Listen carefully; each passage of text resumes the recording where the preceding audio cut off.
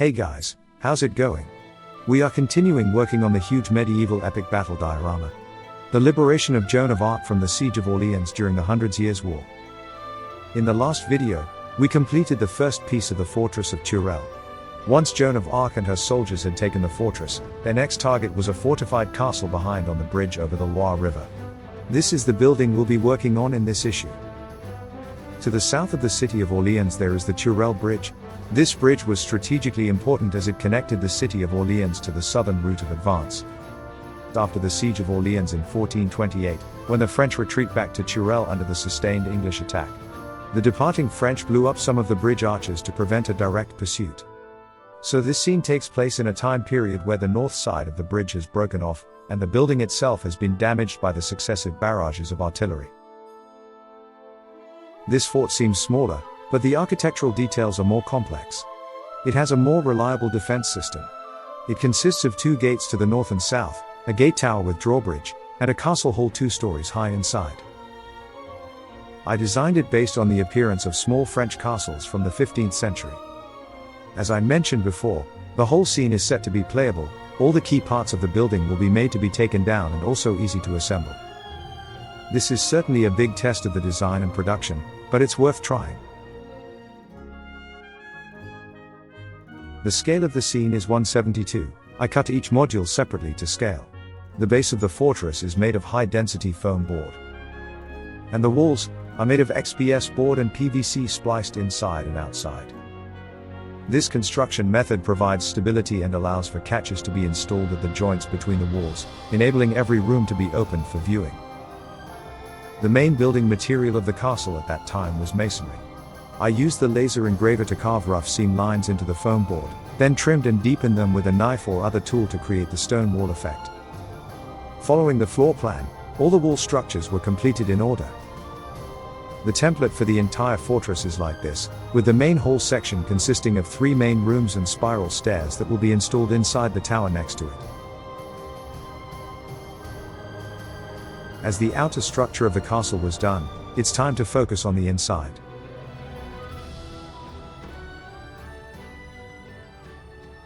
First up, the spiral staircases inside the castle tower. Again using XPS foam board, I made a cylinder with the right size, then planned out how many steps and how wide they should be based on the center axis of the circle. Cut the spiral shape from top to bottom, and put a toothpick in the middle for support. It's pretty narrow and tough to climb. I think it's more conducive to defending against attacking from below. Building a stone castle requires a lot of materials and intricate craftsmanship, which can make the task challenging. However, stone castles are incredibly strong, with stone vaults being a prime example. Although they take up a lot of space inside the castle, their strength and durability make them worth it. It's no wonder that there are so many ancient castle buildings still standing in Europe. Their durability is such that taking them down would be a huge undertaking. There are several intriguing defensive architectural features in this place. Here I constructed battlements around the top perimeter of the wall, with notches at intervals for firing arrows or other projectiles from within the fortifications. I applied a light coat of putty paste to prime the surface for the subsequent coloring. The majority of the interior walls were left bare, with exposed stone tiles, and I also used putty paste to give the interior walls of the hall a slightly peeling look. The castle's infrastructure, both inside and out, was almost complete. At this point, I'll complete coloring all the stone walls of the castle. The base color is sprayed on via an airbrush, and then the details are carved. There are also plenty of references for the color of the stone. I would repeat the coloring multiple times and overlay diverse effects. As much as I wanted to make it as it was historically, the fortress was unfortunately destroyed and not subsequently restored a few years after the battle. The entire interior and exterior walls of the castle are stone, and there was actually a pretty huge amount of work involved in carving out each stone seen before coloring. Each piece of wall was painted multiple times to bring the colors closer to the real thing. The seams have various colors of ash, the stones are also matched with different similar colors, and some traces of moss have been added to the bottom of the exterior walls. Here, I also set up a small fireplace in the tower room.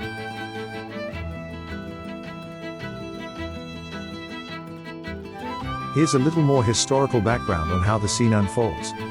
During the Siege of Orleans, the English assaulted the boulevard on the 21st of October, but the assaulters were held back by French missile fire. The English decided against a new frontal attack, and set about mining the bulwark. The French countermined, and fell back to the Tourelle on the 23rd of October. But the Tourelle itself was taken by storm the next day. The departing French blew up some of the bridge arches to prevent a direct pursuit. After the loss of the Tourelle bridge, Orleans seemed doomed. In a moment of crisis, Marshal Boussac arrived with a large force of French reinforcements and prevented the British from repairing and crossing the bridge to attack Orleans. 2 days later, the British suffered another setback when the Earl of Salisbury was struck in the face by shrapnel from artillery fire while supervising the installation of the Tourelle. The British operation was forced to abort and Salisbury died of his wounds a week later, which also dealt a major blow to the morale of the army.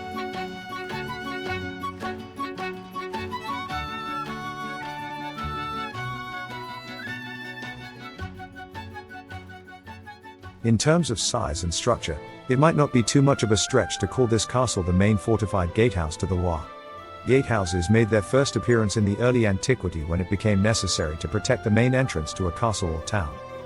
A castle's gatehouse was typically the most heavily armed section of the fortification, because it was the most likely target to be attacked. I have retained and reconstructed specific architectural details in this model. The first detail I added was the defense hoardings on the castle towers. These were temporary wooden structures that were erected on the exterior of the castle during a siege. They allowed the defenders to extend their firing range along the length of the walls, particularly down to the base of the walls. To support these hoardings, wooden joists known as putlogs were installed in the holes in the castle walls that were usually left when the siege boards were built. At the top of a castle tower, there was usually a cistern to put out fires. As for how to store water, it depends on a device on the roof.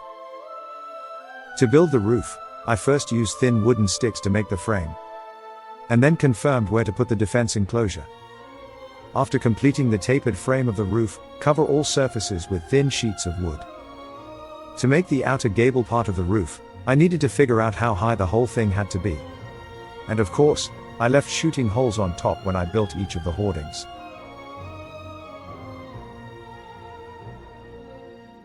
To cover the castle top, I used pre-cut strips of stiff cardboard and covered it in a circular pattern from bottom to top. Lastly, I made the roof extension, cut from stiff cardstock, in a sloped ring formation. On the roof, this frame with pulleys allows guards to easily fill the tower pool with water from the river below. Roofs were also constructed over the entire castle, using strips of wood of different thicknesses. Although I used a simplified approach to framing, it is historically accurate. During the construction process, I reinforced it, hoping to make it stronger.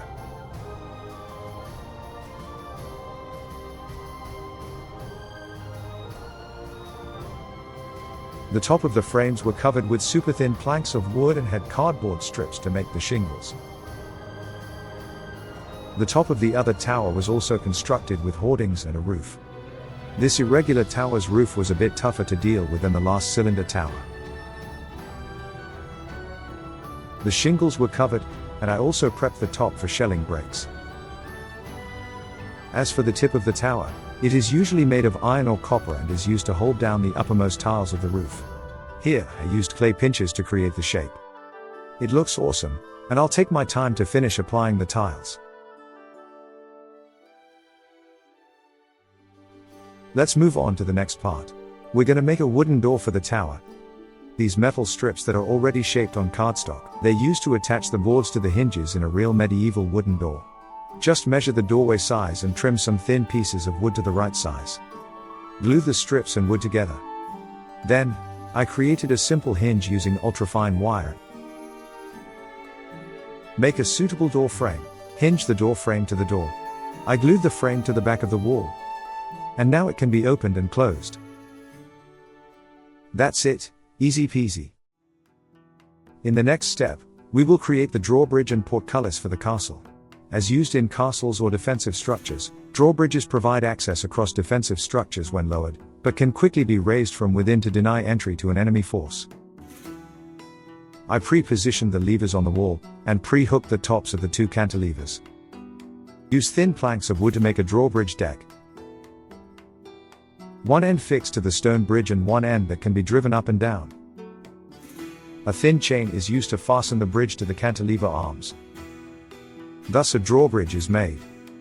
I have installed internal portcullis at the entry and exit points of both ends. During the medieval era, the entrances to castles were often fitted with portcullises. These were typically mounted in vertical recesses in the castle walls and could be quickly raised or lowered using ropes attached to an internal winch. Portcullises had an advantage over standard gates in that even a single guard could close the gate immediately in times of crisis, making them an effective security measure. Using strips of wood and thin chains, I created a small rope system that allowed the gates to be raised and lowered by a chain drive. By this point, the defense detailing of the building is almost complete. Next, I will paint the roof and the woodwork.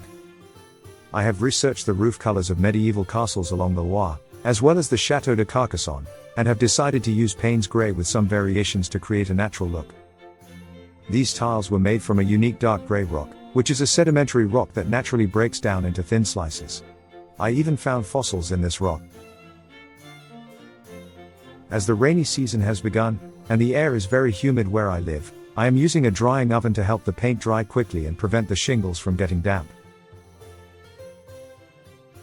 On the wooden parts, I still use oil paints to apply color. This does more than just paint the color, the grease also makes the wood stronger.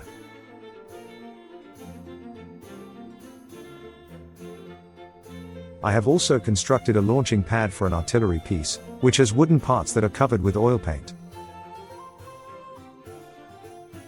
And I will install a culverin here, to strengthen the gate's defense toward the broken bridge.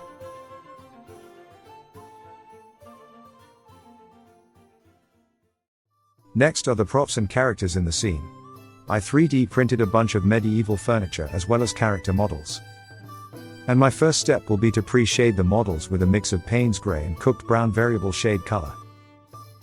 I will be using a simple painting technique where I spread very wet paint quickly, similar to watercolor. Since there isn't much interior decoration in the scene in this issue, the detailed coloring part won't be expanded on to talk about. If you are interested, we will share more painting details in a subsequent update.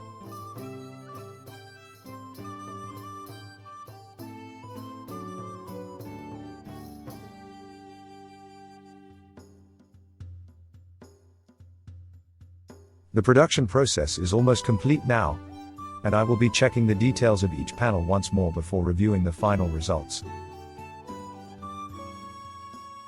Coming up is the demonstration of all the details of the various sections of the building, and the process of assembling the whole castle.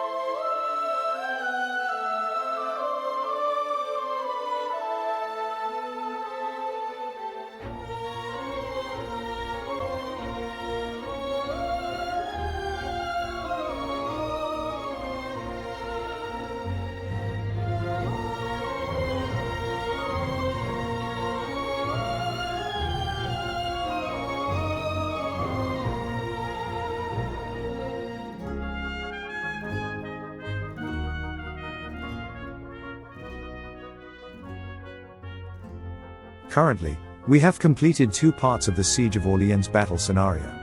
We look forward to sharing the completion of this work with you soon. Thank you for watching and enjoying our content. We have received many great suggestions from our viewers, and we appreciate your enthusiasm.